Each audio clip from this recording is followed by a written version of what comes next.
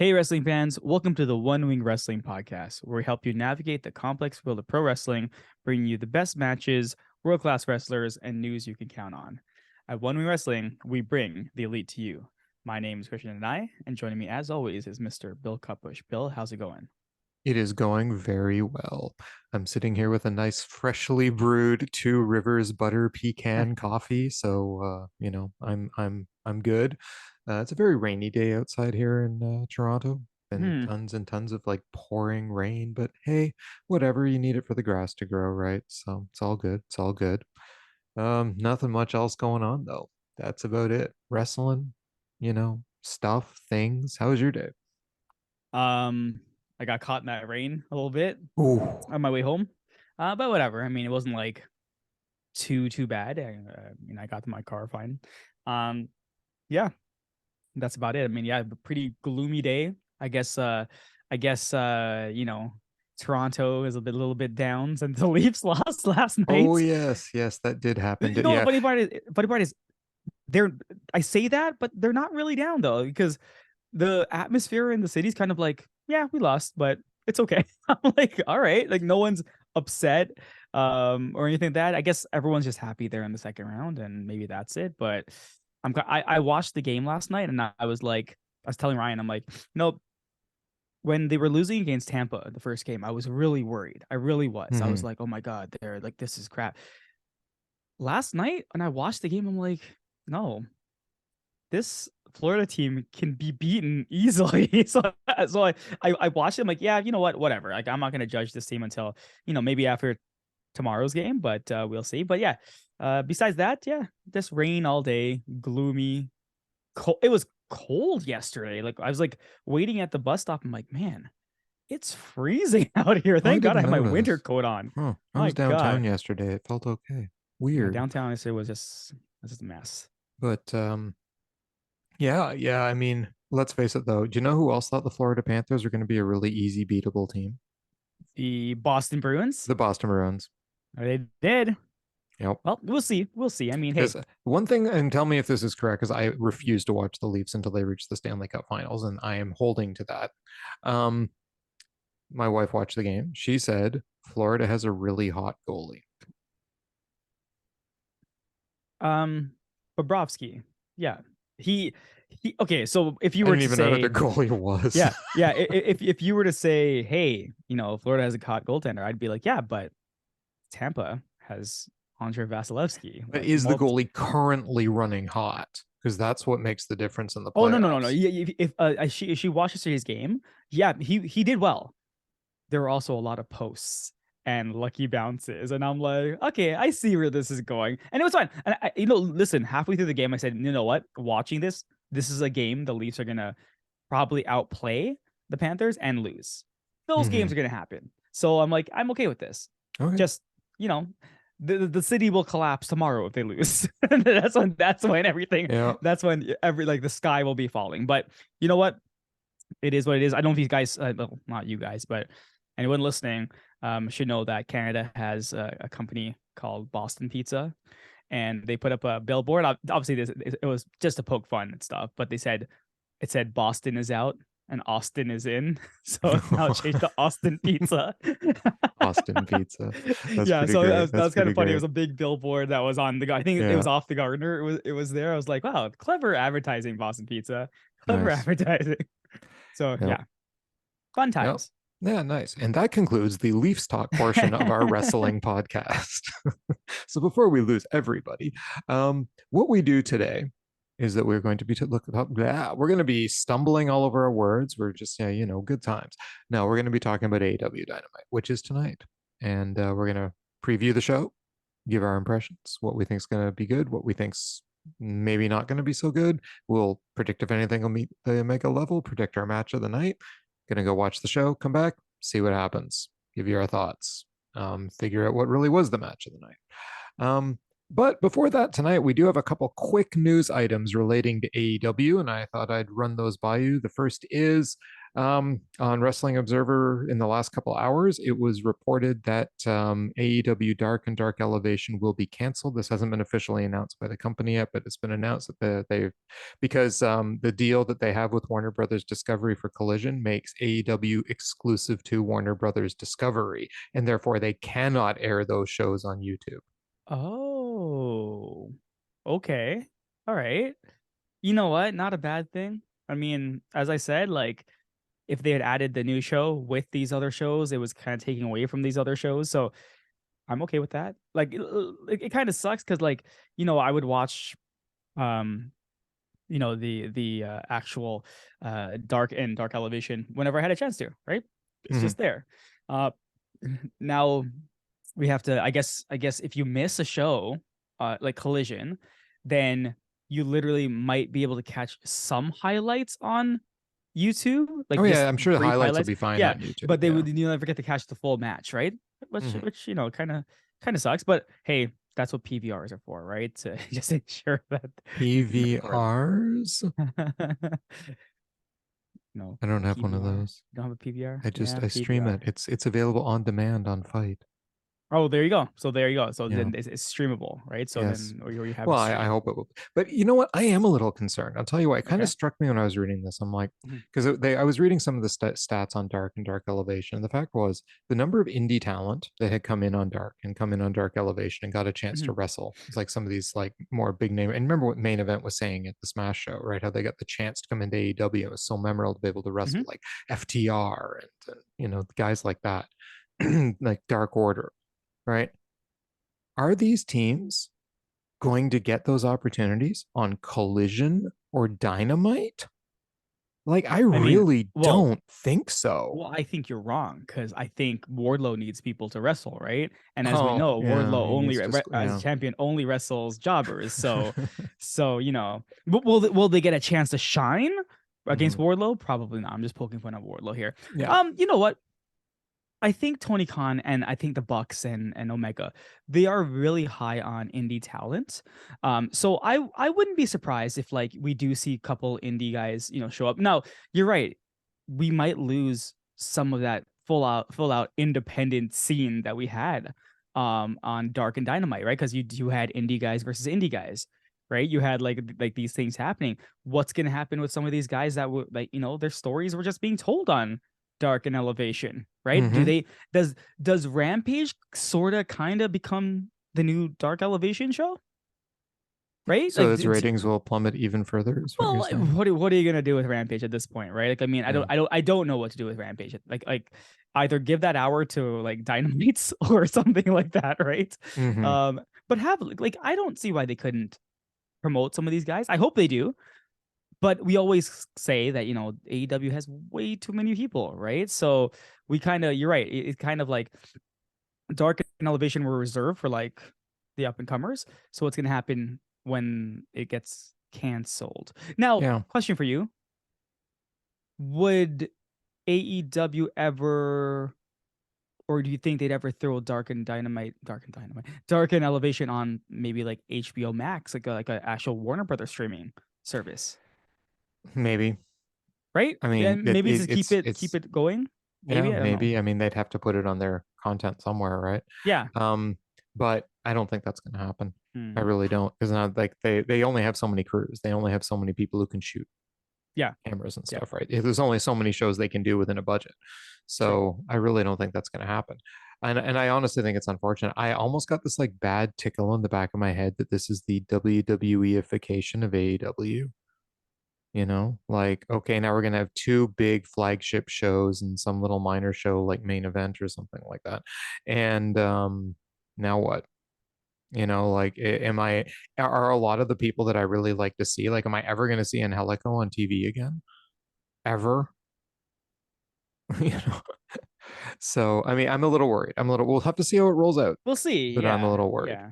I I mean, mean, speaking of people who will never be on TV again, Leva mhm. Bates has left WWE or WWE. She's left I'm already calling it WWE. Oh my God. Has left AEW at the expiry of her contract. Yeah. Yeah. I saw this a couple days ago. Yeah. And actually the reason I saw this was because Amanda Huber retweeted it. and she said this is a very sad day because Leva Bates was such a great person and on and on. And I'm not saying she isn't. I'm not saying she's a bad wrestler in any way, but the problem is that it's the roster is just overstuffed.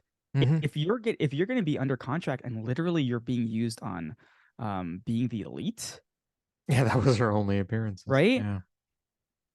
At a certain point, Tony Khan has to be the promoter here. Has to But be the why owner. is she only being used on being the elite? Like, for instance, why do they keep bringing in more people when they have people that were there that could have done? I mean, how much more homegrown could you have gotten than Leva Bates? Well, that's it. I mean, that is one. That is a good point. But maybe they just didn't see the talent in her, right? Because remember when they released what's that girl's name? Swole, right? Remember there was that whole fallout, and Tony Khan like literally had to come out and say he just didn't think he didn't say in that way, but he basically was saying he didn't think she was that talented Yeah, enough she to was be pretty full on. of herself, though. Yeah, I exactly, mean, exactly. Leva Bates, I've never gotten that No, impression she from at hasn't. all. No, Leva Bates, I'm not talking about the attitude, but I'm like in terms of like maybe the wrestling prowess and stuff like that. Like I don't know. And yet Jade Cargill sits in a But that's spotlight, because right? that's because Tony Khan is like in love with Jade Cargill for some reason. And hey, listen, you may not like Jade Cargill, but she has a lot of fans, right? She brings in a bit like let's take that comparison. Who brings in more, Leva Bates or Jade Cargill? Who got the opportunities?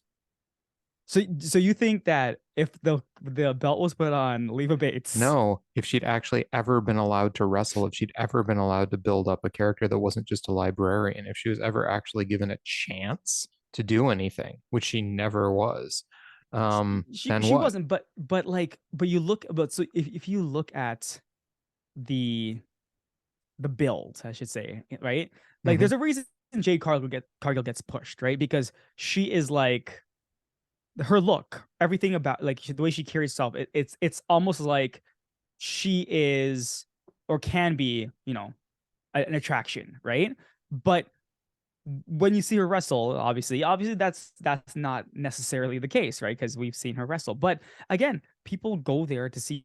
I honestly think even if Leva was given those opportunities, there are just some people who it doesn't matter. Like this is my whole thing about this whole like of this. I'm kind of deterring a bit the Sami Zayn thing. Remember how I said this? They told us a great storyline about Sami Zayn and being the champion, and then I was listening to a podcast and I thought about that, and I'm like, you know what? Let's say Sami Zayn had won that belt. Let's say he'd won the belt, right? The fans would have been happy.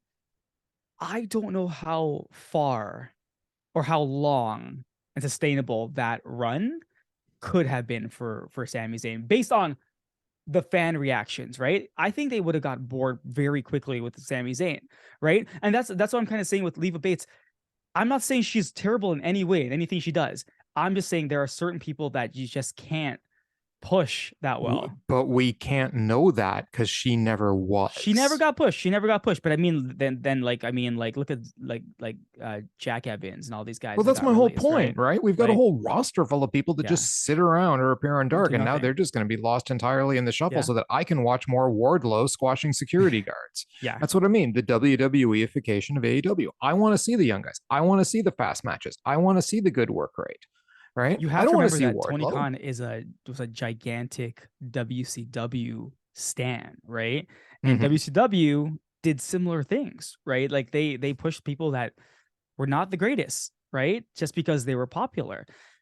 I mean, I'm not saying that's what he's doing, but I'm just saying that observation wise, that's what I see, right? Like, yeah, they have the Bucks, they have Omega and stuff like that, but I've said this, there are very few storylines I care about in AEW. I really don't care about a lot of the storylines. I just care about these people, right? And yeah, I don't know. Like, I mean, now that those indie shows are gone, they're losing some of these people. I don't know if this helps the company or what it does, but see. We'll see. Exactly. We'll see. I mean, we're getting off topic. We'll see. We'll see. Yeah. Right. So, but I mean, in the meantime, we do have an episode of AEW Dynamite. So let's have a look at this baby, shall we? Let's do it. In keeping with the WWEification of AEW, we have a surprise visit to the Briscoe chicken farm. So, how is it a surprise if everyone knows about it? No, it means we're not taking the surprise visit. Someone visited the Briscoe farm by surprise. Find out who it is. Is it Jeff Yes. Jarrett? Or is it Jeff Jarrett? It's probably Jeff Jarrett. His cronies. It's probably Jeff Jarrett. Sports entertainment. Listen, as I said, I haven't. I didn't. I've been okay with this entire storyline. Mhm. I think everyone involved they're doing a great job. Like I'm not saying they're doing anything to help with those tag team championships, but like everyone here is having fun, and I like to see Mark Briscoe on TV, so I'm okay with that. So, but like I don't care for this stuff. I don't know who this is for. Um, I don't know. Like I don't know what's Not happening. me. Yeah, Hey, they could make it fun. I don't know, but yeah, we don't know. I don't know. Maybe I'm just in a sourpuss mood today. You know, last week was positivity week. This week is sourpuss week. Maybe I should try to be positive again because maybe that helps me enjoy the product more. So you know, maybe this will be really awesome. And we'll see a really cool chicken. Maybe, Yeah, maybe. I'm going to enjoy the chickens because it is a chicken farm. So yay. But in a much more positive light, we are going to hear from the elite. Mhm. Um, I think they're gonna just promote the Kenny and Mox match for next week, right? The steel cage, yeah, the steel cage match for next week. That's what it's gonna be. You know, just gonna push the story a little bit further. I don't think there's gonna be any big surprises or anything today. I think if there is, it's going to be held off for next week, right? Um, and or it's gonna be held off for the pay-per-view, whichever one. Yep. Like, yeah, I don't think Yeah, anything's for gonna sure. happen. Yeah, Yeah, so no, yeah, I agree with you totally. this is to me the promotion for next week's fight. That's it. Oh yeah, 100%. Yeah, I agree with you. Nothing's happening this week. But I think what we're gonna get is we're gonna get a promo. BCC is gonna show up. It's gonna be a little brouhaha, and that'll be the Yeah, segment. that's it. That'll be That's it. Just yeah, you're 100% right. It'll just be promo for next week. So then we get into some matches. We've got 1, 2, 3, 4, 5 matches on the cards. Saraya versus Willow Nightingale. Uh, uh, I mean, there's nothing wrong about these two wrestlers, um, except I don't know how well Saraya versus Willow Nightingale is going to turn out at the end, to be honest with you. So just based on that, like I don't know if there's going to be like interference, if they're going to wrestle, or like Saraya's been getting better, but I mean we've seen her really in only small like spurts, right? Um, I guess Willow Nightingale is back probably from her punishment from from injuring Anna Jay, right? Because if you notice, after her injuring Anna Jay, she was away for a while, right? So she probably got told off for that. But no, she's been back for a little bit. Yeah, like Willow's good, Saraya's good. I would never ever put them on like my top lists of female wrestlers or wrestlers in general. They're just good, right? I don't know how they're gonna mesh together again because I don't know if I've ever seen them wrestle or interact much. They've been the saves here and there, and that's about it. Mm-hmm. So my excitement for this match, not that high, not high at all. So I'm gonna say number 5 for me. Out of This is 5. also my number 5 match because I look at these two and I'm like, I don't care. Yeah. I really Yeah. don't. I mean, how is this even going to further the plot?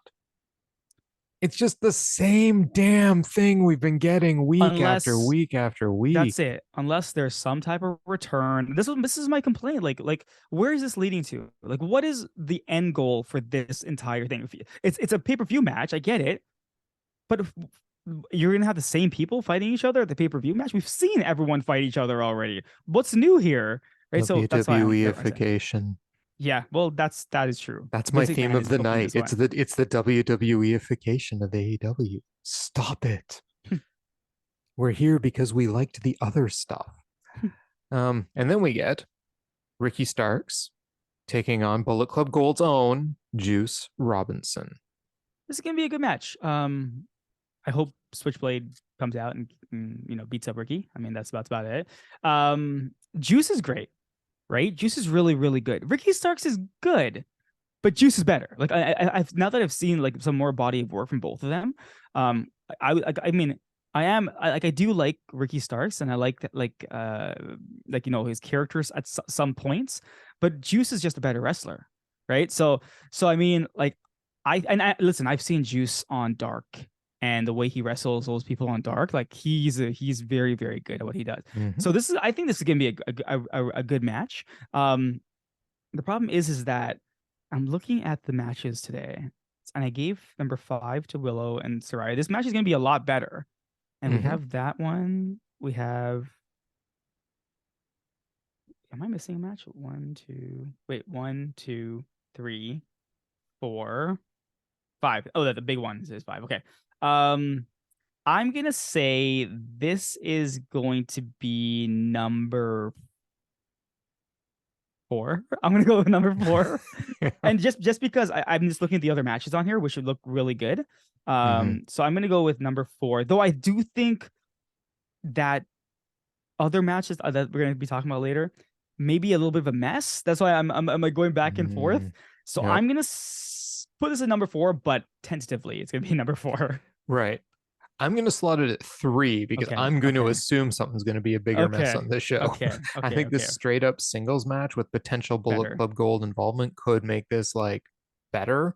Yeah. Fair enough. But this one could also be subject to shenanigans. So it's like a Yeah. tentative 3. You know Yeah. what I mean? Like I'm going to go 3. I love Juice Robinson. Yeah. He's I good. loved him in NXT when he was still, I can't even remember his name back then. But yeah, and then New Japan and now here. Great. Love the guy. Ricky Starks. I'm not as high on Ricky Starks. He's got a bit too much rock in him for my taste. And we all know how I feel about the people's elbow. So, and hey, I love Switchblade. He's been great. He's been a great fit in AEW. Like He you were saying has. He Monday. really I mean, has. it's been a surprisingly great fit for Hmm. AEW. I think both of us have been surprised by that. So yeah, I'm looking forward to this match. I really am. But still only going to be my number 3. Hmm. We have MJF and Sammy Guevara taking on Darby Allin and Jungle Boy Jack Perry. If MJF and Sammy Guevara win, that's your match for the pay-per-view. If Darby Allin and Jungle Boy win, they are added, and it'll be a fatal 4-way at Double or Nothing. Yeah. This match, we know what the end goal is. We know what it is. It's gonna be a fatal Mhm. 4-way, right? That's fine. But I'm not gonna take much away from that because even knowing the ending, I think that these 4 are fantastic. So I'm gonna give these guys my number 1 spot for tonight.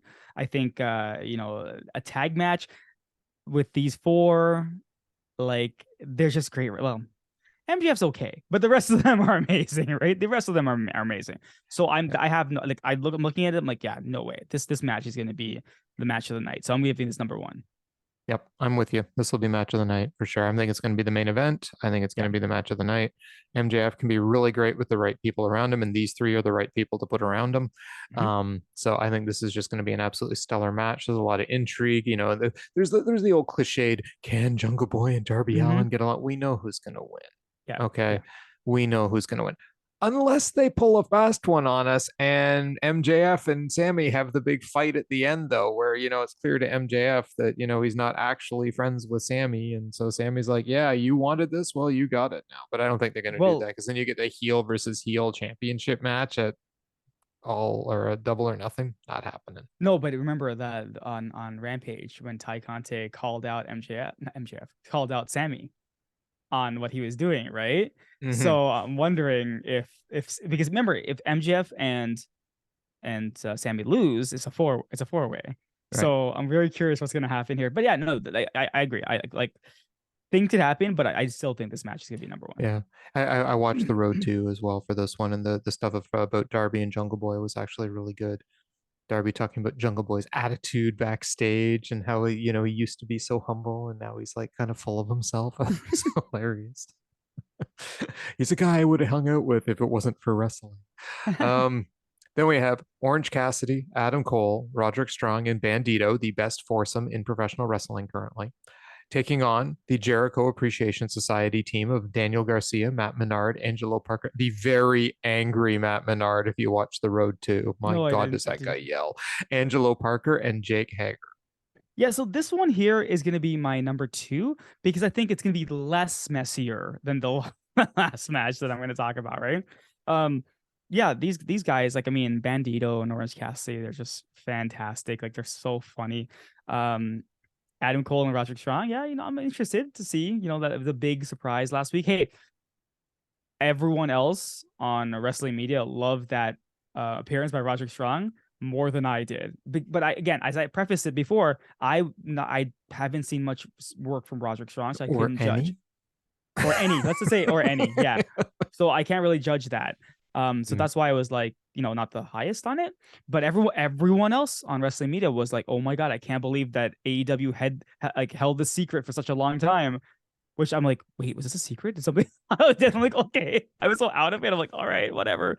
So yeah, I'm interested in watching them. The JAS are perfect like group to have like a debut against. Like we know who's gonna win this match. I'm just hoping for not that much shenanigans here, but I'm wondering what Jericho is gonna do, right? So Yeah, that's the distinct possibility in this, mhm, right? You've got Jericho and I guess it's just Sammy are the only other two members, right? mhm, Yeah, and mhm. Sammy's busy.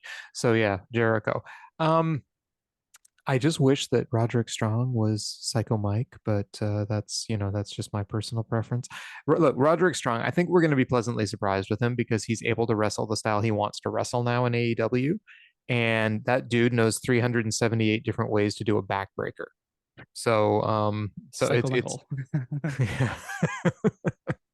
So it's going to be very, very interesting, I think, to see how well he wrestles. As long as Adam Cole does most of the talking for him, I think we're okay. I've never heard the guy cut a promo that I was interested in, but that could also have just been WWE scripting, right? I have seen him wrestle a couple times with like ROH and stuff, and he's quite good. I'll be interested to see what he's doing now. So I'm not excited, but I'm intrigued. You're I'm intrigued. interested. You know what I Fair mean? enough. And I love Fair enough. Orange Cassidy and Bandido together. They are so They're so good. I good. really hope they They're keep these so guys good. together. This is going to be my number 2 match of the night as well. Because I think that the wrestling in it is just going to be good. Mhm. I think that I'm a little concerned about it. I went back and forth between putting this in 2 or 4 because I Okay. mean it has a lot of shenanigans potential to it as well. And I'm not as high on the 4 guys on the JAS side. Daniel Garcia, oh yeah. Matt Menard and Angelo Parker, they're good, They're right? good. They're definitely good wrestlers. But are they number 2 match of the night good? And Jake Hager, well, he's Jake Hager. He knows his role. I mean, he's never going to win a 5-star match. Fair enough.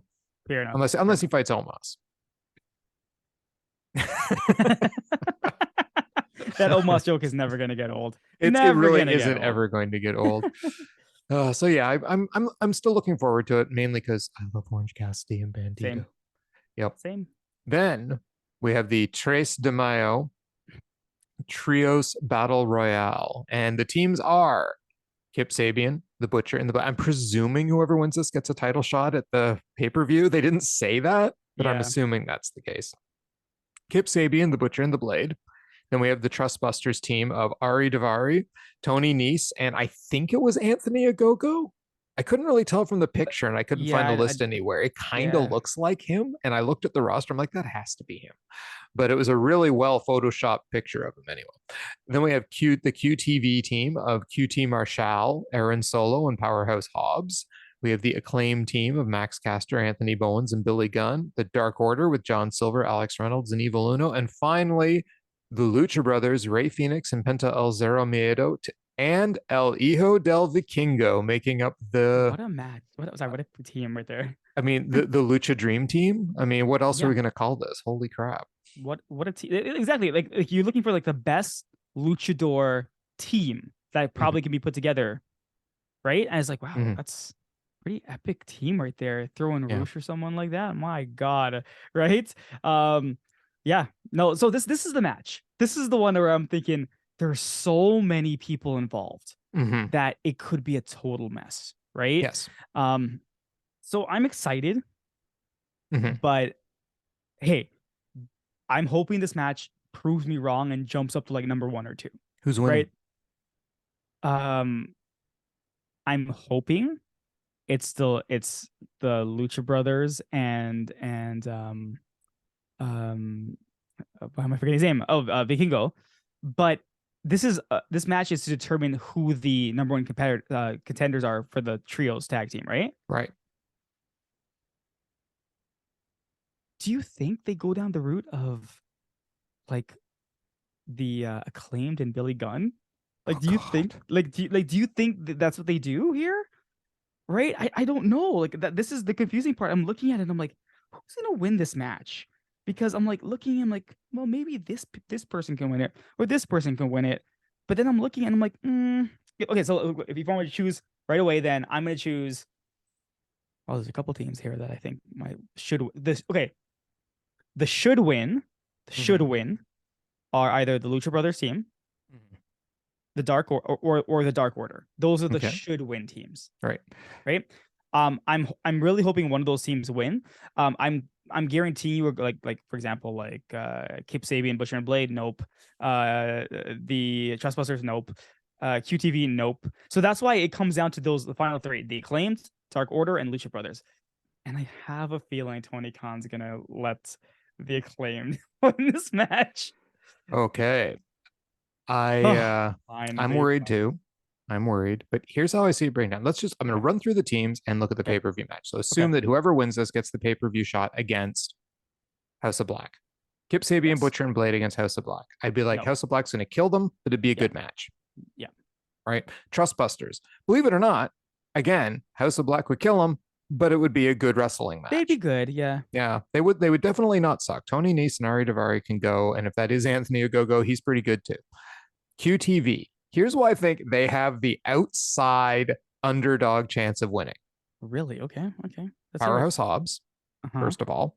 Uh-huh. 2, QT Marshall's plan B to get a title on Powerhouse Hobbs. Oh. Right. Okay.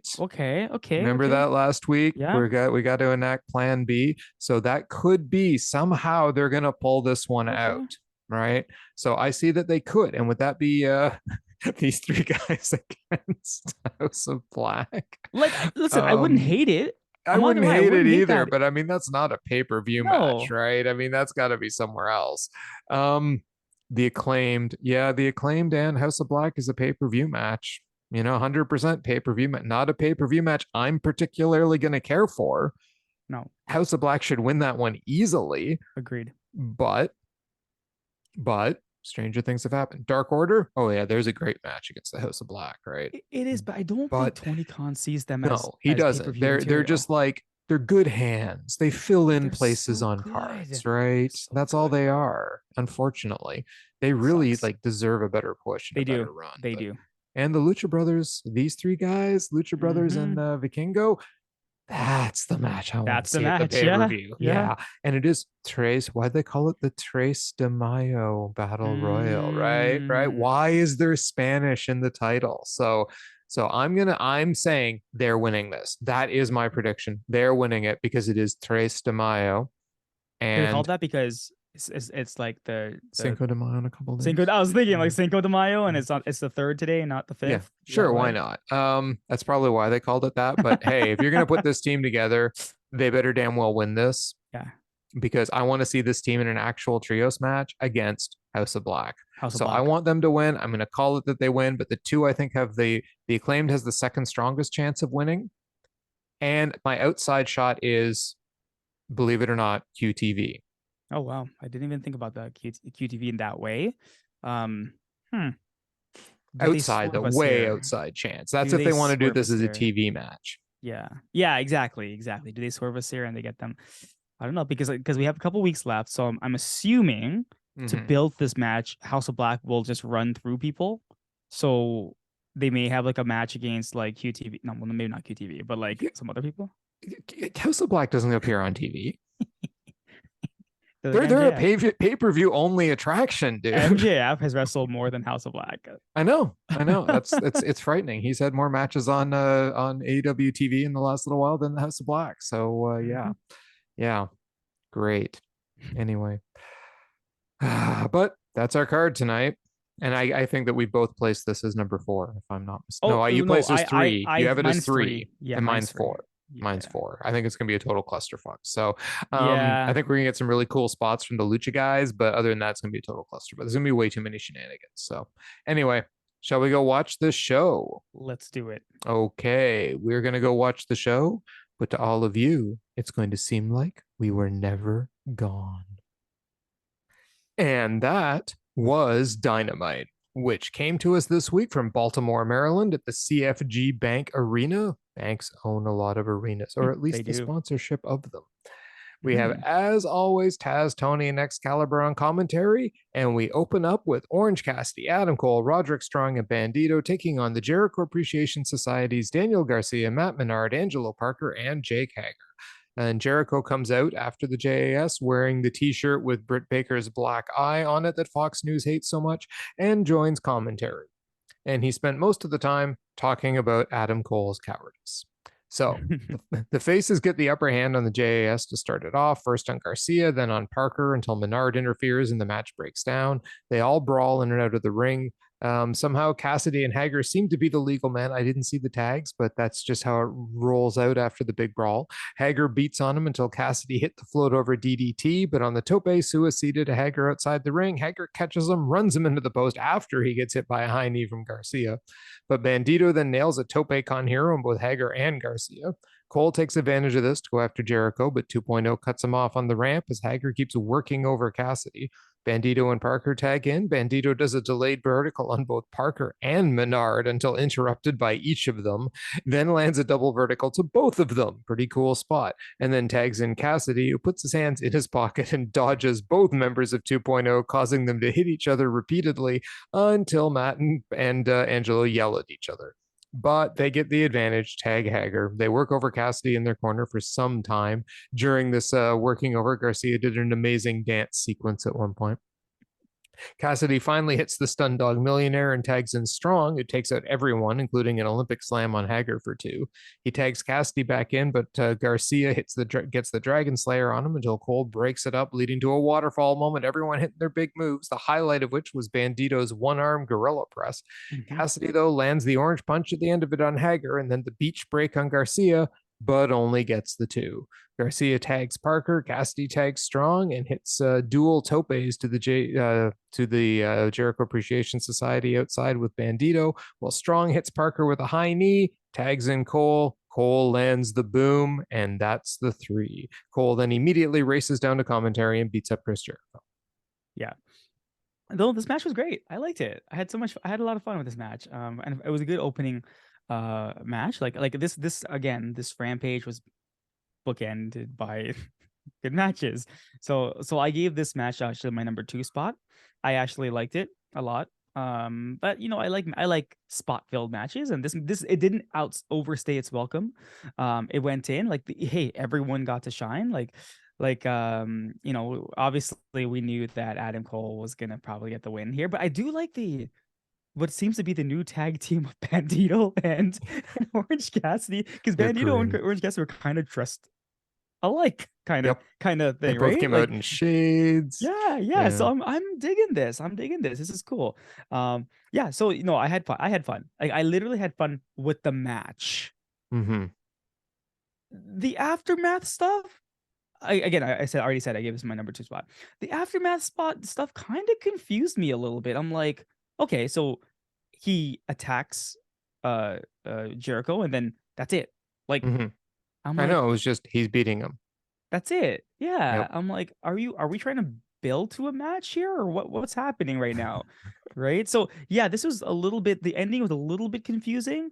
Not the match itself, but just the attack. And then obviously the help had to come to get them apart from each other. And then Jericho just kind of stumbles down the stairs as almost like he's defeated already. So I'm like, okay, sure. Right. But I just didn't get that part. Yeah. Well, I mean, it's Jericho being Jericho, right? So, it's of course he's going to look defeated. He needs his cronies to win matches, right? That's the whole point to this. So he needs help, and his buddies weren't there because they'd already been beaten down. So he was able to be taken advantage of and beaten. But yeah, my number 2 match too. It was good. It was really good. I enjoyed it. There was some cool spots in it. I highlighted a few of them in my recap. I enjoyed it. Roderick Strong looked good. Like that. I think that was the good thing, is that I enjoyed Roderick Strong. Everything looked hard. Everything looked crisp. Like, yeah, the guy's great.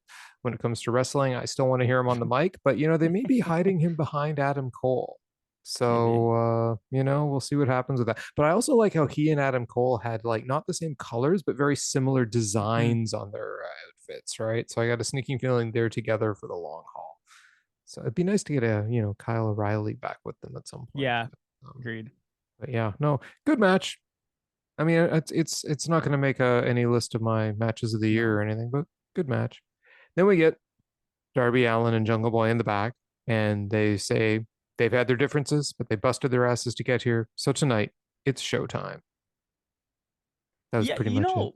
Yeah, I don't mind this, but what I've realized, they're giving so much time for these builds, right? Because they have this, then they have another one, and then they have another one, and it's like, okay, 3 segments before the actual match. Okay, I'm okay with that, but I'm just like, guys, just be careful. It may be getting excessive, but I didn't hate it. I liked it. This was Yeah. good, right? You know, you have the two faces talking, then you're gonna have the two heels talking, then you're gonna have the heel and face. It's all over. It's so much, right? But Right. no, I like this because we knew exactly what's happening here. We know where it's going. Um, and yeah, this is the weird part about this match is like when the match does happen at pay-per-view, it's tough to cheer for just one person. You know what I mean? Like Yeah. like Yeah. Yeah. all these guys, I would love to see the belt on. But anyways, we'll get to that later on. But yeah, this is fine. Oh no, and you know what? I'll take a different point of view than you. It's Mhm. like we complain a lot that AEW throws matches out cold, doesn't build them, Mhm. etc. Well, we got reminders all night that this match was happening. We did. We You know, and I mean, definitely did. I think in some cases that's important. You know, it's like, Yep. Oh hey, yeah, don't of forget these course. guys are going to be out there, and but they did something a little different every time to Hmm. remind us they were going to be out there. We start off with these guys, then we get the heels with their like, comedy shtick later. We'll talk about. Then we get the final bit with like the betrayal promo thing, Hmm. right? I mean, it all built up, I thought, pretty nicely. It added all the little elements, reminded us of all the little story parts, and then got us to the match. So I thought that was and none of them were that long. So none of them Yeah. really overstayed their welcome either. It's not like they took up a whole lot of time, Wardlow, in the show that really was completely and utterly unnecessary. Yeah. Yeah. Then we go backstage, and Adam Cole is being ejected from the building because he was still fighting with Chris Jericho. Jericho's screaming to get him out of here at the security guards. Then Britt Baker shows up and slaps Jericho and rips his shirt. Again, this is what I'm talking about. I just don't get it. Like, why didn't anybody jump Brit again? Yeah, there seems to be, well, Jericho has no friends, apparently. He has an entire society, but they were all busy. Because we talk about like she didn't really do anything else for the rest of the show. We'll get to that, but like, Mm-hmm. yeah, I just didn't get this. I'm like, okay, sure, Jericho's getting defeated here. I'm Yep, waiting for the retaliation. That's what I'm waiting for. right. Well, then we get the Blackpool Combat Club in the back. And Brian Danielson says, there was a guy who said that he was the best there was, the best there is, and the best there ever will be. Right. And how arrogant was that? I'm better than that guy. I'm the best in the world today. But if I'm not one of these guys is. And I know that some younger guy someday will be better than me. I'm not so arrogant. And I hope it's this little shit. And he points to Utah, and Utah's like grinning like a little shit. He goes, that's the difference between us and the elite. We want the new guys to be better than us. We want to push them. And then Mox says, we're just the blades searching for the iron to sharpen each other. The elite should be thanking us for sharpening them. You think we're bullies? Nah. Higher levels, bigger devils. The elite were on the cutting edge of professional wrestling once. Now, nah. Next week, Moxley and Omega. It's different now, though. It hits different now. 2020 might as well have been a decade ago. I've got a whole new set of tools, a whole new version of Mox that I can't wait to show you, Kenny. We're going to find out what Kenny's made of next week. I promise we're going to leave one hell of a mark. Yeah, this is great. Like Danielson was fantastic. Like I love that. Like I'm like as they cut this promo, I'm like, is this like a face promo? Because I'm like, you're talking about pushing everyone. Like, yeah, you're the best now, but you're not so arrogant. You want someone else to take that pedestal. I'm like, huh? You're pushing the young guys. You're almost saying like the elite is hogging the spotlight for themselves, right? Like they're Mm-hmm. turning it on the elite. I'm like, that's an interesting way of looking at it. I'm like, wow, I really like this because it's like I can see these guys walking in against the elite and having tons of fans backing them up, right? Because they're fighting for what they believe in. It's true because as Danielson said, we want to be the best Mm-hmm. wrestling organization in the world, and I'm like, Mm-hmm. okay, all right. I like that. I like that. So Yep. no, I thoroughly enjoyed this promo. I thought it was great. Just watching them stand in the back room, and then in my head I'm like, wait, are the elite gonna do the same thing? And we'll get to that. But I'm Yes.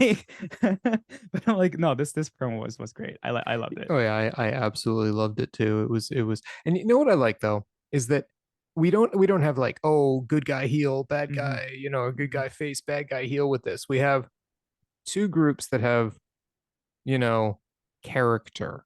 Mm-hmm. The only reason that the Blackpool Combat Club are bad guys is because they will go to any lengths. They don't Yeah. cheat.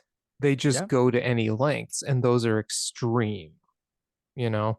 Like they will use weapons, they will make people bleed, they will beat you down, they will attack you relentlessly, right? And yeah, and sometimes that breaks the rules. So that's why they seem to be on the heel side. But a promo like this, he's like, we want to help young guys, right? And like, you're right. And then, Moxley is just Moxley. And the whole, basically you're toast in a cage with me to Kenny, and you're not getting who you expect. I like the way he talked about though that it's like Omega and Moxley, it just hits different now, right? Yeah. Love it. I So love it. yeah, he did. It was really good. I love both these guys on this, and Yuta Well, did his classic little shit grin, and it was pretty great. yeah, but I just love how Moxley is calling out Omega and Danielson's calling out Omega. Like what Kenny this what is a 2023 Kenny Omega, right? I'm like, Yeah. they're like, and think that this is so smart because not only they're building Kenny, like they're Mm-hmm. building themselves. This is a fantastic build to this entire Oh feud. yeah, And it's one that you hope like never ends because it's these two groups are so cool. But man, yeah, yeah. it's Well, if gonna they're hit going to be the different. two flagships on Yeah, Dynamite, it's yeah, not going to end anytime yeah, soon. It's gonna yeah. it's gonna be like a pretty long-term feud. But I mean, you know how this is going to end, right? Mm. Double or nothing. They're going to have the big trios match. You know, something's going to Kenny's gonna happen during the turn. trios match. Kenny's going to be standing tall at the end of it, and then Will Ospreay will interrupt him on the big screen I in hope an Will cuts a promo imitation just of the yeah. moment at Yep. Yeah. the show before Wrestle Kingdom. I hope Will cuts a promo like Kenny. That will just give me chills. I'll be like, oh Mm-hmm. my God. Yeah, I know, right? See, that's what I want to happen. That's my fantasy booking of this segment. So, it's funny. They were talking. I was listening to, I think it was Dave Meltzer and Brian Alvarez talk about how, like, all the fantasy booking on Twitter. And oh no, it was Lance Storm Mhm. and Brian Alvarez. They were talking about all the fantasy booking on Twitter that happens before events like Forbidden Door, and that fans like it's so easy for the promoters to disappoint the fans because we build up our own ideas for matches, and then you get like not that because that's not where they were heading, and then even though what you get is a really cool match, it's still not what you thought you were gonna get. Expectations are simply the predecessor to resentments. It's So true. I'm going to try not to expect anything. And if stuff doesn't happen, I'm going to try to roll with whatever we get. That's my positive comment of the night. Well, now we go to Saraya versus Willow Nightingale. And Saraya took every opportunity to distract the ref so her team could interfere. That was basically how the match rolled. They got the advantage early because of this. She sends Willow to the floor with a knee after they held Willow's leg, then throws her around outside the ring. Willow finally regained the upper hand with a couple of boots, hit a spine buster for 2. Saraya came back with the nightcap for 2. They finally named all of her former WWE moves like page turner and stuff. So she hits the nightcap for 2. Willow fights out of a headlock to hit the Death Valley driver, but the ref was distracted. Willow pounces Ruby and hits Storm, but Saraya hits the good night for 3. What'd you think of the Yeah, match before we get this to the still aftermatch? it was still at my number 5 because remember we got a 6 match thrown in here, so this Mm-hmm. was still my number 5. It didn't really do much for me. I was like, whatever. Yeah, so still my number 5. It was my number 4. Okay. There's a All right. worse match than this on this All right. card, Okay. okay? All There's a right. worse match than this on this Okay. card. Now, this was okay. It was well wrestled. I mean, it Yeah. wasn't greatly wrestled, but Willow was good. Yeah. Except for that spine buster, and I'm not sure whose fault that was because the spine buster looked like a gently lift her up and rotate very slowly and then hit the mat. I'm like, well, that was an interesting spine buster. I wonder how that got mixed up. It looked like the timing on it was off. But beyond the spine buster, it was okay. But it was like paint by numbers, right? It was just Yeah. exactly what I expected. Lots of heel interference. Like when I say this match was well wrestled, it was just because it's well wrestled. I mean, it's not, there was nothing in it that I went, oh my God, what a move. And there was nothing in it beyond that spine buster that made me go, yeah, this sucked. So it was there. It was okay. That's probably a good way to put it. It was mid. Yeah. Yeah, but it was number 4 because it was mid and it didn't anger me. After the match, though, of course, the Outcasts beat on Willow until we get Hikaru Shida's music, and she is finally back. That one of the best women in the entire AEW women's division comes running down, holds up her kendo stick, and hugs Saraya. And so Saraya and they're all happy. Oh, she's back. She's with us. So they're getting ready to spray paint her. They're gonna let Hikaru Shida like beat the crap out of Willow. And Britt and Jamie sneak in the ring from behind. Were they hiding under the ring? So they're hiding Like under the they ring. I were. am They so done were. with it. They were under the ring. They didn't come in through the crowd. Yeah, they were under the ring. They were under the ring. This is Yeah. dumb. Why are they under the ring? I don't know. So I guess they just assumed Willow was going to lose and need their assistance, or like what? How did they get under the ring? Oh my God. I hate these under the ring things. Seriously. They were under the ring. I didn't even notice.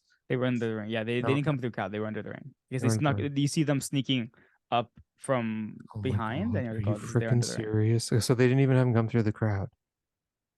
Ugh. Nope. They're doing exactly what the Outcast did the last time, aren't they? Hiding out under the ring for the whole show until they show up. But somehow Britt got from the back. Anyway, I'm not going to go on about this. It's dumb.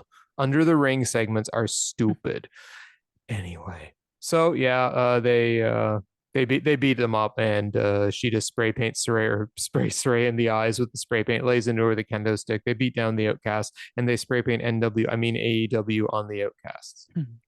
Yeah, yeah. Sheeta beat the crap out of them with that kendo stick. Oh Holy yeah, crap. she is awesome. She's Yeah. laying into them. Yeah, no, they swerved me for a second. I'm like, wow, is Sheeta going heel here? Yeah. And then when I saw Britt and Hater pop up, I'm like, oh my God, it's a swerve. Holy crap. Well done. And then I love how Excalibur was talking about, yeah, Sheeta still remembers that Saraya had chosen Tony Storm over her. And I'm like, Mhm. oh, is that the only reason? Okay, whatever. But they did mention she was an AEW original and she's sticking Yes. with the AEW original. So I'm like, okay, Well, she's a pro I'm wrestling wave original, but yeah. Yeah, but no, she was I liked it. I liked it. Finally, there's something happening, right? I guess Mhm. Riho's wrestling somewhere else right now, I guess. So they brought Sheeta back. Cheetah Okay, back? Yeah, cool. I don't know. Yeah, it's pretty great. I love Hikaru Shida. She's so good in the ring. And she has like a Agreed. really great presence. And she's like wicked with the kendo stick. You can tell Mm-hmm. that she learned how to use her weapons in Japan. Yeah. Yes. Oh, she beat the crap out of them. Oh yeah, That's for she beats sure. the living hell out of her. Yeah, I know. It's like there's a level to the violence they use with weapons in Japan that you just don't get in North American rings. So unless it's John Moxley. That's true. Well, we then go to another backstage pre-taped promo segment, but this time it's the House of Black. And you have a black background. Ominous music plays, and Malachi Black says, "These titles are tainted." And they all throw their titles to the floor. And they go, Mm-hmm. "They serve as a reminder that in this company, there are those who get away with murder, and there are those who are punished for following the rules." And Julia Hart says, "We will not let tradition fade and call it talent." Ooh, what a line. But he says, Mm-hmm. because change starts when people act. That being said, welcome to the open house. And Brody King says, no shortcuts, no escape, no mercy. Any three competitors teaming up will have a shot at our title. And Buddy says, however, there's a catch. And Julie says, under house rules, the following applies 20-second countouts. Brody King, we will force you to be hard. There is no escape. And Julia Hart says, no rope escapes. Malachi says, a man is measured by his ability to withstand pain. More or less, I didn't catch absolutely everything. He says something slightly cooler than that. But then Julie says, dealer's choice though on the DQ. So it's like whatever. If the opponent wants no DQ, the opponent gets no DQ. And she says, come one, come all. The house always wins. And Buddy just says, welcome to the open house. Yeah, because when they say I like this a lot. I really like this because and now I hope that they don't lose the belt. I hope this continues for a while. Because if you think about it, this is so cool because when they say here are the rules, 20 count, 20 count out, no rope breaks, and then dealer's choice. And then Malachi says it's because it's all about balance. I was like, holy Mm-hmm. shit, that's so awesome. You're giving the opponent an option in this match and you're the champion. So Mm-hmm. I love how like not cocky but confident they are in Mm-hmm. this. Such a cool segment. I Well, miss the this house House of always Black. wins. Wait, I'm not gonna lie. I laughed when I heard this because all I could think about was Millhouse, and when he kept yelling, "The house wins." Like, so I laughed out loud at that point. Yeah. But no, it was such a cool segment. Oh my goodness, so awesome. Yeah, I loved it. I completely loved it. I love the House of Black. Like Oh, so they're the good. only group that can pull off like perfectly scripted promos Hmm. and like do it effectively where they actually sound cool and deadly and you don't want to mess with them. I love Julia Hart's role. She sits there like a little ringleader with them now. It's very cool. But that's because they're writing the promos, right? Mhm. You can Yeah, tell that's that that's a good point. Oh Malachi yeah. is crafting these promos. That's why it's so easy for them to do it. I love how you're right. I love how he has every single person Yep. involved. It's so cool. Hmm. Yeah, no, it's pretty great. So I look forward to them stomping whoever wins the Tris de Mayo Trios Battle Royale that came next. And the thing is, it's not. It's kind of like as I said. I love how they said any three people teaming up can Oh yeah, challenge any them. three people can Whew, challenge them. so Exactly. awesome. Exactly. I really hope Peter Avalon.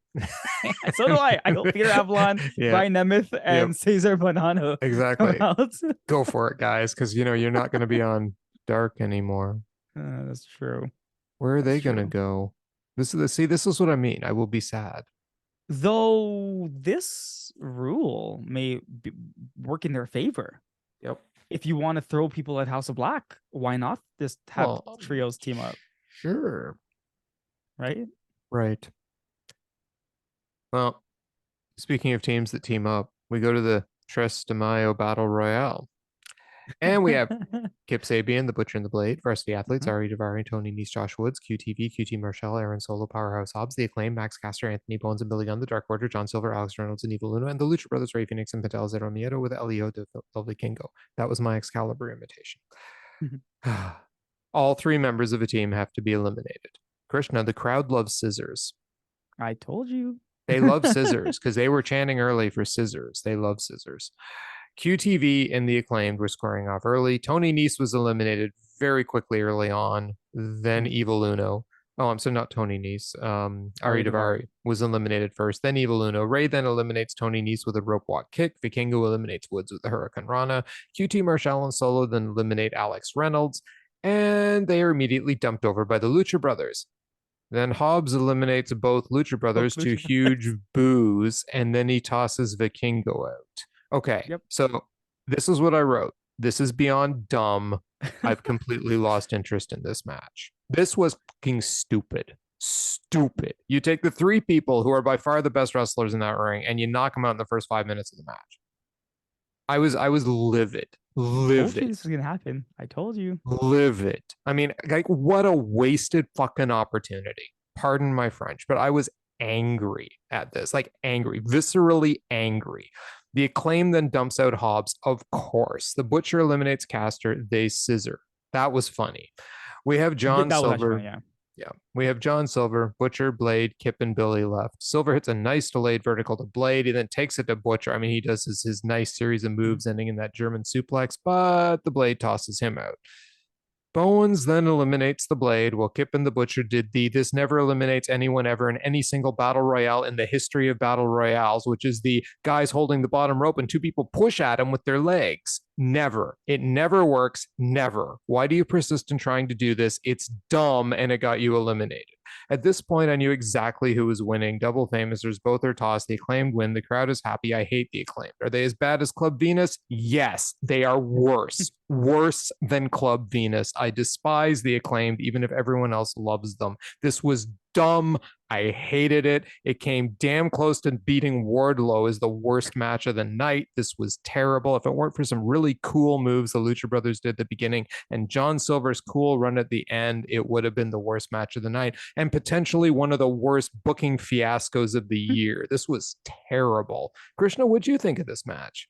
Um, I mean, I knew what was happening anyways. I had called it from the beginning. I said, the Acclaimed are gonna win this match. So when people started getting eliminated, yeah, I was surprised some people got eliminated early, but I was like, yeah, this is what I thought was gonna happen. And that's what I said. This match was probably gonna be a mess. Right? It was probably gonna be a mess. And for the most part, that's what happens when you throw so many people in the ring at once. It's gonna be a bit of a mess, right? So, it wasn't that long actually. It basically like I knew there was no way that the Butcher and Blade and Kip Sabian were gonna win. That was kind of obvious. And when the finish happened, I was like, oh, again, this was my number five. Five? 4, whatever, one of those. Yeah, number Yeah, 4 you because put the because women's match after this I for put the some women's reason. match below this one. Yeah, for I some did. reason. I did. This is number 4 still. And Krishna loves yeah. the Acclaimed. Listen, when Penta did the Zero Miedo and Anthony Bowen scissored him, I did laugh at that actually. I'm like, what the heck? And then I think it was Excalibur. It's like we've never seen a Zero Miedo scissor before. I'm like, everyone loves scissoring. So and again, when Butcher and Blade scissor, that was because they imitated the Hmm. the Acclaimed Yeah, I actually perfectly, laughed at that. I absolutely laughed at perfectly. that. So yeah, I mean, yeah, I knew what I was getting with this match. That's why I was like, whatever. Like I don't understand why they even had, because the weird part is I don't understand why they had this match, because the House of Black before the match laid down the challenge to everyone. So Yes. there's no purpose of this match because all these people can now challenge the House of Black at Well, keep any in mind, they time. never once mentioned that the winner of this was getting anything. So I don't know what the point of this match was then. I don't get it. It was to piss me off. Clearly, All right, Tony Khan well, said, I'm going to piss that there dude you off. You know go. that guy who hates the Acclaimed? I'm going to piss him There off. you That's go. exactly why this match was made. It was to piss me off. It was to make Vikingo and the Lucha Brothers look dumb. That's what it was designed to do. Like Powerhouse Hobbs. Oh, look, like did Vince McMahon book this bloody thing? Like, oh, let's get the big guy to eliminate all those silly little luchadors. I Like it was assumed that like the main attractions were going to eliminate the not so main attractions first, but when the Lucha Brothers got eliminated by Hobbs, I was like, hmm, that's a very odd choice right now. There's so many other people in the ring you could eliminate. Yep.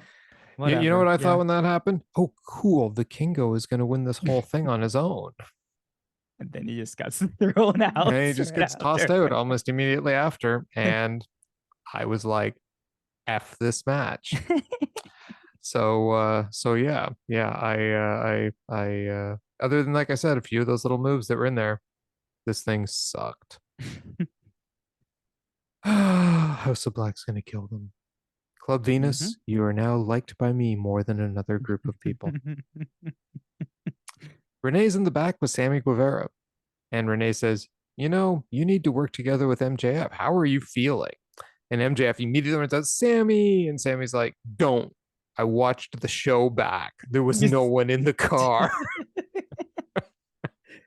And then Max says, I have back pain from carrying the company. Company. I had to lie down in the car. I'm a horrible friend. I should have just told you the truth. And Sammy kisses Max, and Max says, I'm too emotional. Tell him about the main event. And so Sammy does, but then Max jumps in and does too. And then Max says, at Double or Nothing, Sammy's gonna lie down like a little bit, like a best friend. And Sammy kind of gives him the, what did you just say? And Max is like, oh, it was nothing. And Sammy's a little doubtful, but believes him, and they hug. Yeah, no, they're hilarious. I love these. I loved these two together. They're so funny. Yeah, no, I like this little promo between them. Friends don't shake hands, friends hug, right? Yes. So, Yep. yeah, And short I lived, but it was watched still the fun. show back. Yeah, I was like, That was hey, my how who no one does that. What are you talking oh, about? But yeah.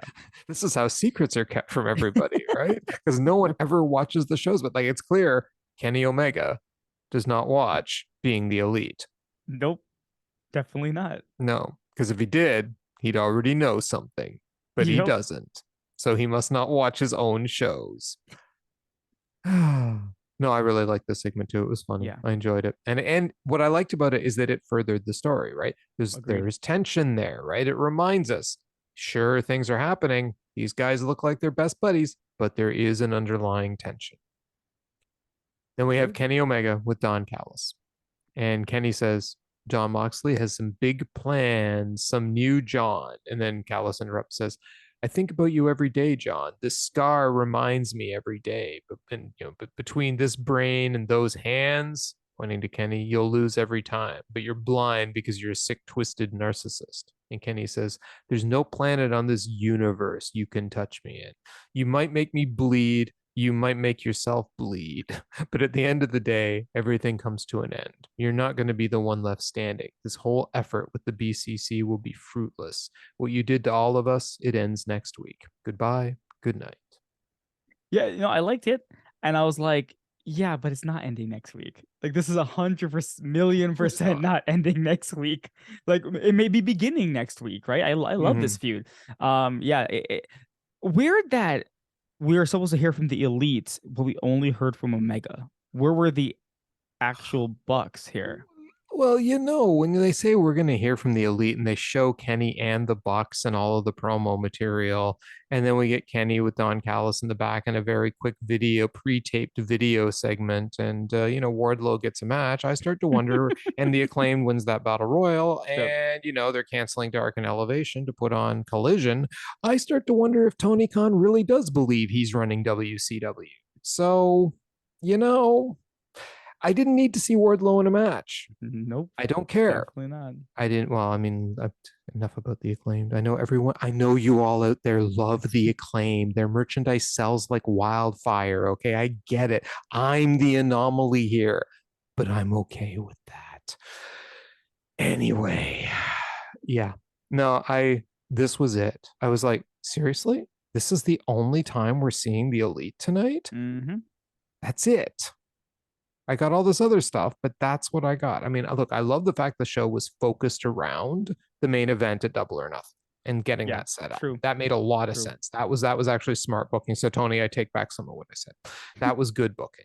But Wardlow instead of this, like, couldn't you just have Wardlow cut a promo instead of squash a dude? Anyway, like, why didn't Wardlow and Christian get these like backstage talkie segments and we got something cool between the BCC and the Elite in the ring again? Yeah, Anyway. true. Speaking of Wardlow, we get Wardlow versus, at least the guy gets a name this week, Logan LaRue, who I looked up and could not find. He's been on Dark before. Okay. Yeah. So, hey, there you go. You were absolutely right. You called it earlier. You said it. With Dark canceled, these guys are just going to get their opportunities against Wardlow because this is what Wardlow does. He squashes indie wrestlers every week. Yeah.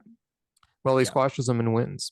Then he demands a TNT Open Challenge against Luchasaurus. The second best theme in AEW hits, referring to Christian's music. Mm-hmm. Christian then informs Baltimore that they suck. But the title shot doesn't belong to Luchasaurus. It belongs to me. He laughs and leaves. Weird, eh? Thank you, Christian, for saving everything because Yes. this was pretty bad. Yeah. The match was just a squash match, but yeah, interesting because was Christian ever the TNT champion? No. No, right? Okay, he was the Impact champion, right? He's At a been an certain point. Impact champion. Yeah. No, but when Kenny won the belt, he beat Kenny for the belt after as well. When Kenny took the Impact belt, right? This is like a couple of years ago. Because when Kenny was a belt collector, Kenny went in and beats the Impact. It was Impact, yeah, Impact, right? Or Christian TNA? Oh yeah. I Yeah, remember that yeah, now. yeah. And Yeah. Christian was the first person to take a belt off of him. So that was yeah.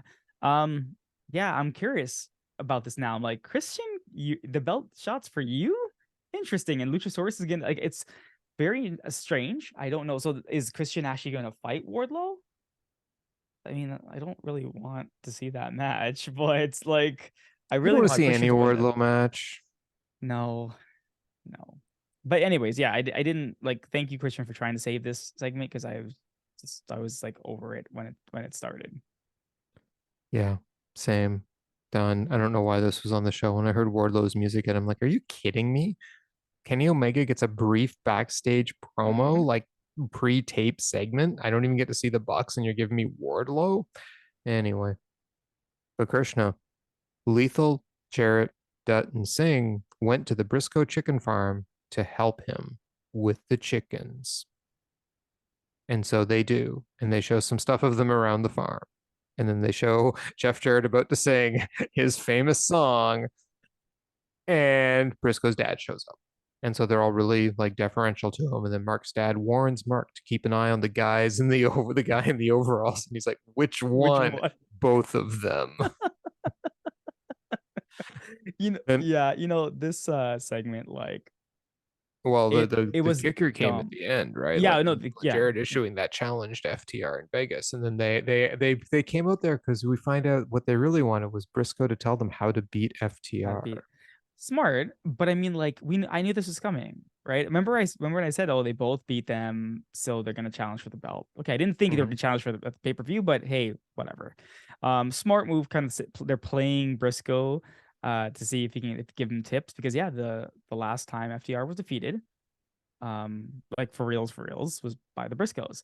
Mhm. So that's pretty cool. They went to Mark Briscoe's house. I love the chores they were doing and stuff like that. It's so ridiculous. And see, this is the thing, I don't mind this stuff because Mhm. I know how ridiculous it is. And yeah, it just the less that Sanjay Dutt and the tall guy, I keep forgetting his name, Satnam Singh. that I'm saying, have to do, the better it is, right? Like, I love how the dad's like, Lethal's cool. Lethal's cool. He's always Yeah. been cool. Yeah. But the other ones, he's like, watch out for Exactly. that dummy in the overalls. Which one? Both of Both of them. them. Yeah, no, it was cool. It was cool. Yeah. And listen, like hearing his dad call him chicken, because that's what he calls him, right? In Yeah. real life. That was kind of cool.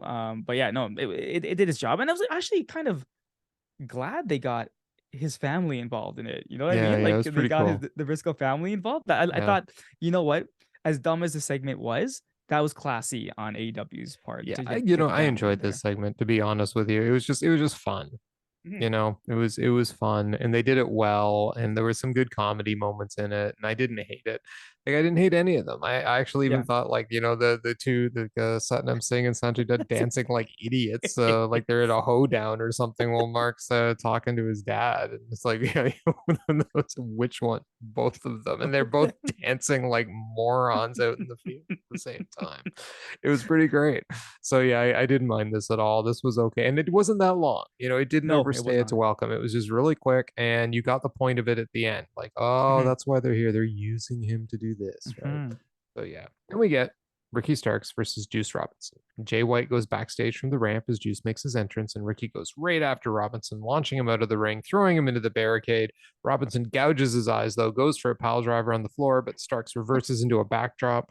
Juice then throws him into the steps and body slams him. He tries to snake eyes him on the steps, but Starks sends him into the ring post, body slams him off the steps to the floor.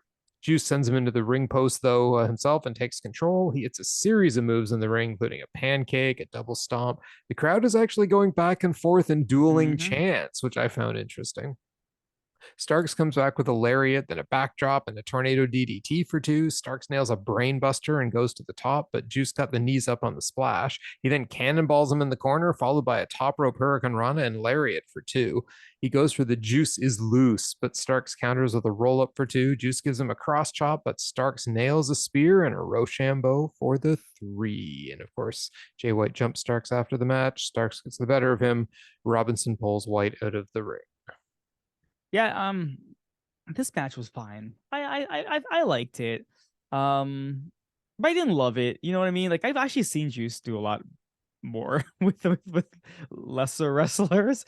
So I was like, okay, sure. What I didn't get was when White attacks Starks, who's just finished a wrestling match, who should be tired after going through what he went through, he turns tides on Jay White. I was like, okay. He almost gives him the Rochambeau as well if it wasn't Mm-hmm. for Juice. I'm like, so what you're telling me is Ricky Starks actually doesn't need help against the Bullet Club because he can take them both on at the same time, is Even when what he's I'm hearing it. surprised from behind after a match, yes. Exactly. So that again, I didn't understand. Like this should have been them just demolishing Starks at the ending, and who knows, someone comes out to help him, right? Mm-hmm. Like I guess Sean Spears, No, Sean but Spears like wasn't in the building. They even told us yes, that's what they that, said. right? That they said They that they told, said and I'm that like, okay, so they're going to destroy beat him. Starks. Nope, nothing. No, when they said that, I thought, oh my god, are we gonna get like a fake save here where another Bullet Club member joins, right? And Yeah, then nothing happened, and I was yeah, like, okay, sure. right. I know. It was another one of those moments in the show where I went, well, that was dumb. I Yeah, mean, like yeah, you're actually hurting Jay White by doing yeah. it Thank this you. way. I said the same thing. Same. Yeah. Because why is he unable to take down Ricky Starks after a match? It just made him look weak. And I'm like, why? Why? I mean, first, Juice Robinson gets beaten clean in the ring. Okay, fine if he's the second level crony, but to me, the match wasn't good because matches against Ricky Starks seldom go above a certain level. You Yeah, know, true. he may have that almost charisma and that almost wrestling skill, but that's just it. He's like Captain Almost. Yep. And I he's a would little agree with bit that. too much like The Rock to me. And The Rock's wrestling, I was never impressed with it. Again, I know all of you love him, but I'm not a fan. Um, but anyway, I love Juice. I thought he was great in this match. Not as great as he can be. You're absolutely right, but he was good. And I just wish they treat Jay White better because we don't need him lost in the shuffle behind the scenes. Agreed. We need Bullet Club Gold to be cool. And, there is an ingredient that will hopefully come and do that. Do you know who was not listed as being in the best of the Super Juniors tournament in New Japan? El El Fantasma? Phantasmo. I'm just saying he Interesting. wasn't even listed as being in the tournament, and this tournament is designed for the El Phantasmos of the world, right? So, just saying, just saying. We then get the firm deletion recap vid. It's happening on Rampage. Yeah, yeah. And they corrected everything. Did you notice how they edited so that everything was corrected after Matt Hardy's big Yes, mistakes? of course. Yes, Um, naturally. That's the beauty of video editing. You can fix all the crap you messed up when it happened the first time, right? because now they've clarified it. Yes, Yes. the contract Yes. actually did have an out clause if Hook Mhm. won. That was the Yes. first thing. And the Yes. match they're having now is just to finish off the firm. That's it. Uh-huh. Like, hey, that's simple. Great, Mhm. guys. Not having to overly confuse it with letting Matt Hardy try to explain it. Yes, Like, I was exactly. like, Matt, what? Anyways, yeah, this video was needed because everyone was confused, right? So Precisely. good job, AEW. Good course correcting there. Yeah, no, I agree with you completely. It was fine. Way to fix everything. Then we Yeah. have Jungle Boy and Darby Allin in the dressing room together, and Darby and Jungle Boy are like, "Okay, we got this. Let's go." And Darby walks out of the room, and just as Jungle Boy is about to leave, MJF sneaks around the corner and cuts him off. And he says, "I could make your career great. Just betray Darby Allin." And you're asking yourself, why would you do that? And he says, "Well, quite frankly, you're not world champion material, but I'll offer you a spot next to the throne." And Jungle Boy's like, "No, I am the next world champ." And so then Darby comes in and catches them together. And MJF goes, "Hey, well, I'm out of here." He leaves. And Jungle Boy says, "Hey, don't worry about it. We got this." And Darby looks at him and goes, "No, I got this." And Mhm. he leaves. Yeah, no, this is again, this is what I was talking about, like in terms of like they're trying to tell the story that obviously these four are gonna fight, so you want to draw some like like something in between them, right? They can't all be just good guys fighting each other. They Mm-hmm. have to have some animosity. So they're doing it. Like MJF just being the snake, just trying his best to get under everyone's skin. I Mm-hmm. do like the fact that he harkened back to when he actually did say that to Jungle Boy. You are probably one of the best wrestlers I've ever fought. You should be at the top, but you're unwilling to do the things you need to do to get Mm-hmm. there, right? Yep. And I love when he's like, I'll offer you a seat beside the throne, and then Jungle Boy's like, no, I want the crown, Yep. right? And I'm like, all right, cool.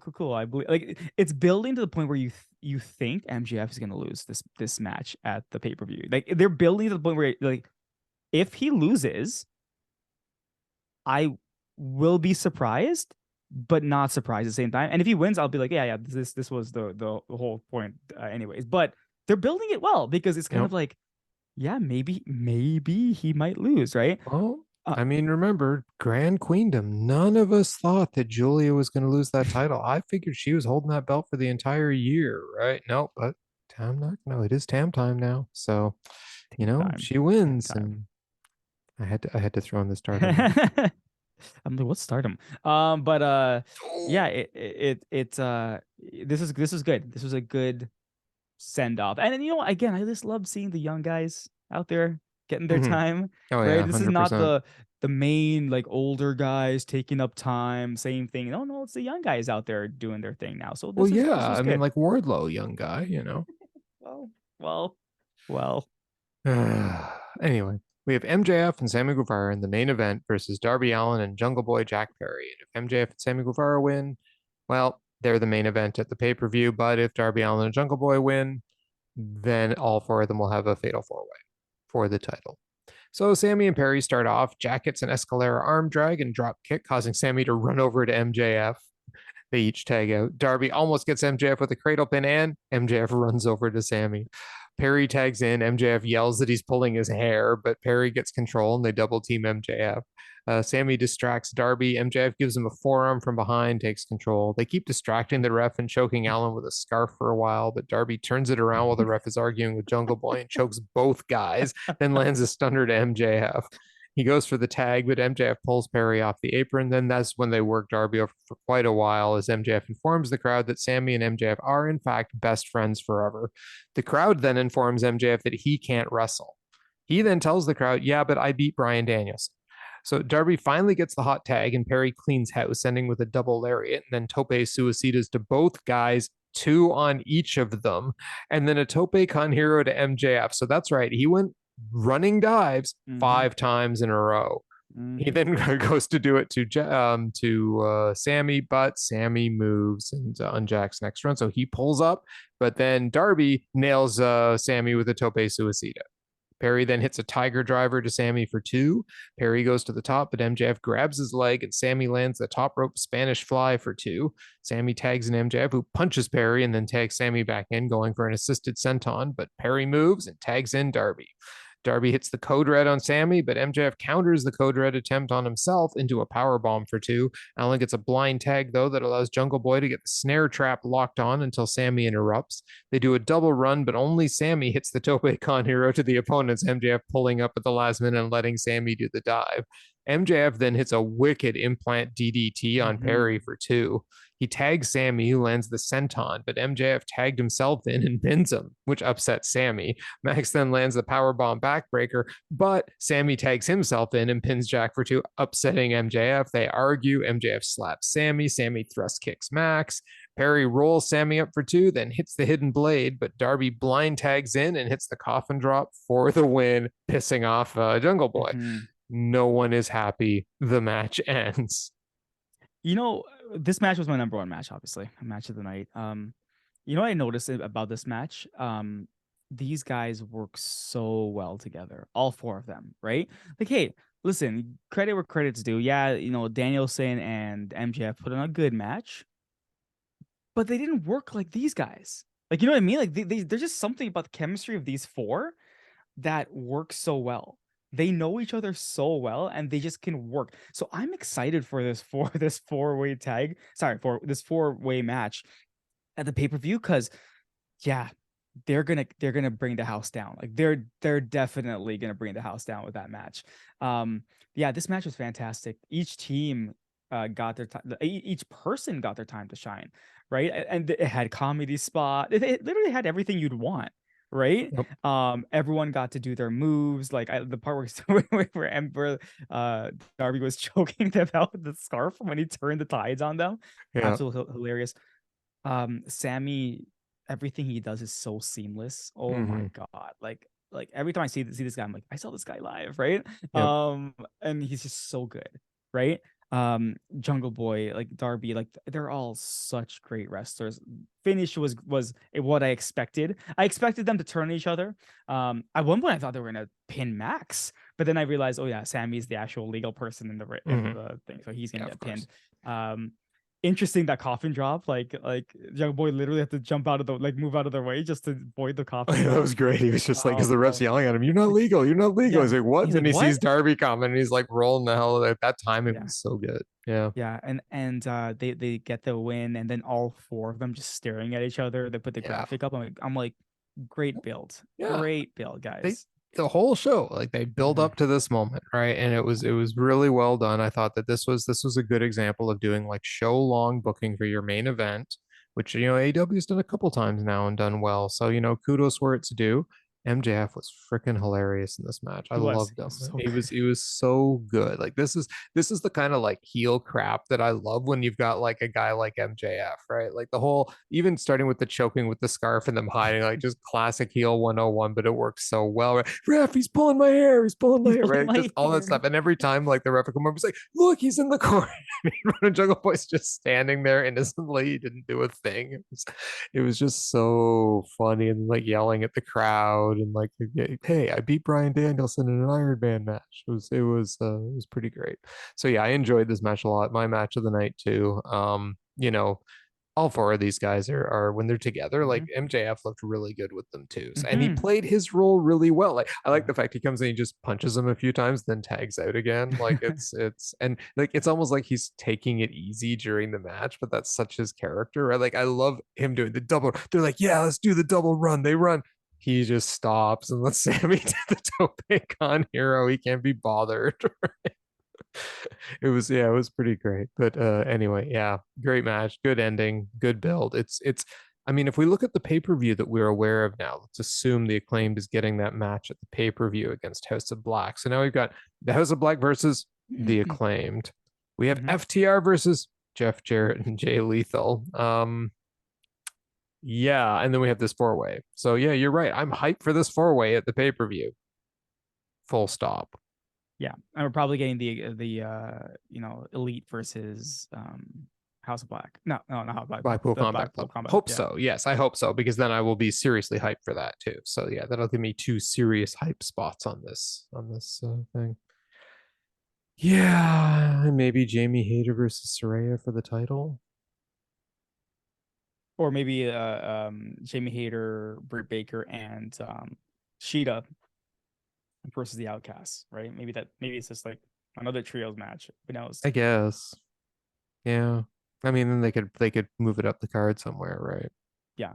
And Wardlow defending his title against Christian. You know what I've noticed is Wardlow and Jade Cargill, they're always in action, but they're always fighting jobbers, right? So that's it. Like Yeah. it's always Wardlow will be in action, Jade Cargill will be in action, which means they're fighting a jobber, right? Yes. They're not fighting anyone. So annoying. But anyways, whatever.